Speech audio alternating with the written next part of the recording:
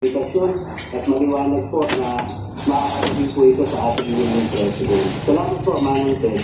Opo, sige po. Hindi ka nang tatawag, Ginoong Balenya, para po sa karagdagang informasyon sa kapakanan po ng mga miyembro at empleyado ng PIDA. Salamat po, sir.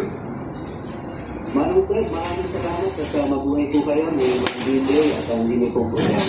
Thank you. Si Ginoong Ray Balenya ang tumatayong tagapagsalita po ngayon ng at yung tagapagsalita naman ng DA ay mukha pong napakasilap sa mga panahon ito.